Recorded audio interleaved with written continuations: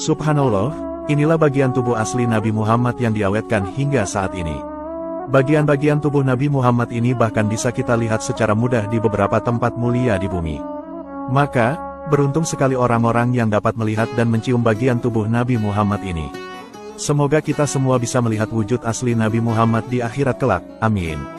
Perlu diketahui, Nabi Muhammad adalah nabi terakhir dalam agama Islam yang menjadi panutan bagi umat muslim sejagat sebab akhlaknya yang mulia. Nabi Muhammad juga menjadi tokoh paling penting dalam sejarah manusia. Namun, tak ada satupun manusia saat ini yang mengetahui wajah asli Nabi Muhammad. Hal ini lantaran Nabi Muhammad terlindungi dari pengkultusan dan persekutuan pada Tuhan jika pengikutnya mengenal rupa Nabi Muhammad. Meski semua orang di muka bumi ini tidak mengetahui wajah asli Rasulullah, tapi peninggalan anggota tubuhnya masih ada hingga kini. Perlu diketahui, dahulu Nabi Muhammad lahir pada tahun 570 Masehi, kemudian wafat pada tanggal 8 Juni tahun 632 Masehi. Hingga kini, beberapa bagian tubuh Nabi Muhammad tersimpan rapi di museum dan beberapa tempat di bumi ini. Bagian tubuh Nabi Muhammad yang pertama, yaitu janggut Nabi Muhammad. Seperti inilah bentuk dan wujud janggut asli Nabi Muhammad. Janggut ini disebut-sebut dicukur langsung dari dagu Nabi oleh tukang cukur pribadinya yang bernama Salman. Dia juga menjadi tukang cukur langganan sahabat Nabi Muhammad lainnya seperti sahabat Abu Bakar As-Siddiq dan sahabat Ali bin Abi Thalib. Saat ini, janggut ini memiliki sebutan nama yaitu Sakali Sharif. Benda ini kini disimpan dalam sebuah kotak kaca di Museum Topkapi Turki, dan dapat kita lihat saat mengunjungi museum itu. Adapun bagian tubuh Nabi Muhammad yang kedua, yaitu gigi mulia Nabi Muhammad. Dalam sejarah Islam, dahulu Rasulullah pernah kehilangan 4 giginya saat Perang Uhud. Di perang ini, pasukan Nabi menelan kekalahan, walau jumlahnya lebih besar dari pihak lawan, namun lantaran banyak strategi Nabi Muhammad yang tidak didengarkan bala tentaranya, maka akhirnya mereka banyak yang tertawan.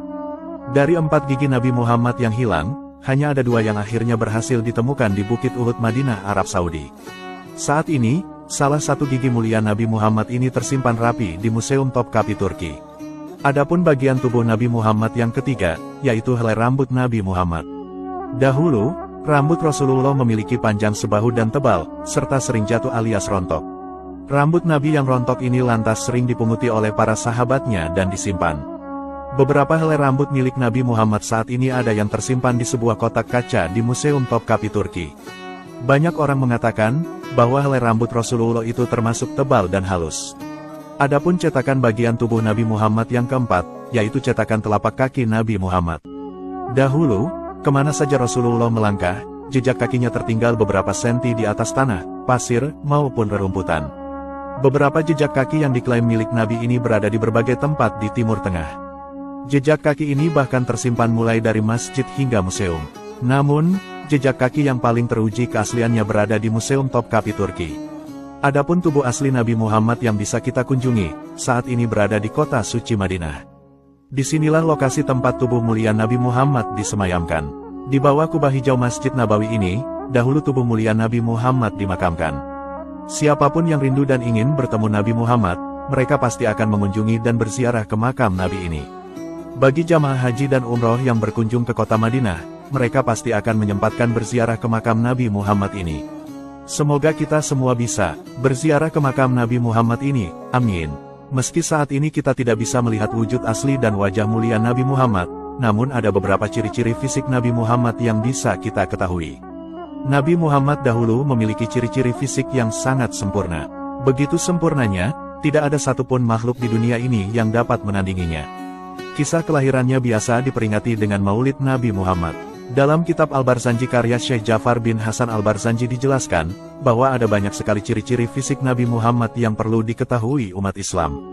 Dahulu, wajah Nabi Muhammad memiliki warna putih kemerah-merahan serta menampilkan keindahan yang luar biasa. Kulit beliau memiliki nuansa yang sempurna, yaitu tidak terlalu putih pucat atau coklat kelam. Kemudian, wajah Nabi Muhammad bersinar seperti rembulan di malam purnama, bahkan lebih indah daripada rembulan itu sendiri. Kemudian, kepalanya juga tampak besar sehingga memberikan kesan kebijaksanaan. Nabi juga memiliki dahi yang lebar, sehingga menambah pesona penampilannya. Rambutnya juga beraneka ragam, dengan uban yang hanya sejumlah 20 helai di akhir hayatnya. Rambut Nabi juga terurai hingga menyentuh kedua telinga jika dibelah dua, sehingga memberikan kesan kesopanan. Nabi juga memiliki alis yang tipis dan panjang yang sempurna serta tidak bersambung. Di antara kedua alisnya juga terdapat urat yang hanya terlihat ketika beliau marah. Kemudian, Nabi memiliki hidung yang mancung dan bercahaya, sehingga menciptakan kesan yang indah. Nabi juga memiliki jenggot yang tebal, sehingga memberikan penampilan yang maskulin. Selanjutnya, Nabi Muhammad juga memiliki pipi yang mulus dan datar, sehingga menampilkan kesan kelembutan. Nabi Muhammad juga memiliki mulut yang lebar dan serasi, sehingga menunjukkan kebahagiaan. Kemudian, Nabi Muhammad juga memiliki gigi yang rapi dan agak jarang, sehingga mencerminkan kebersihan dan perawatan diri. Bola mata beliau juga sangat hitam, sehingga memberikan pandangan yang tulus. Bulu matanya juga panjang, sehingga menambah kedalaman pandangan. Kemudian, pandangan Nabi Muhammad juga selalu penuh perhatian, sehingga menunjukkan kepedulian kepada orang-orang di sekitarnya. Selain itu, Nabi Muhammad juga memiliki leher yang tegak dan putih bak perak murni, sehingga menciptakan kesan kesucian.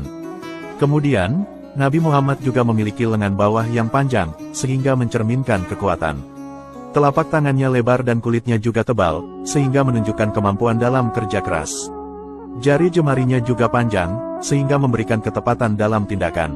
Selain itu, perawakan Nabi Muhammad adalah contoh ideal yang tidak terlalu tinggi atau pendek, sehingga menjadikannya sangat mempesona.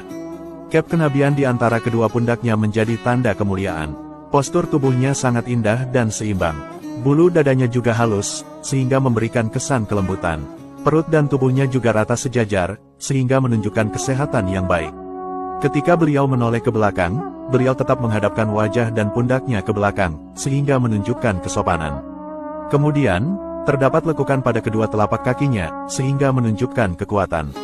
Tulang persendiannya juga besar dan kuat, sehingga memberikan ketahanan.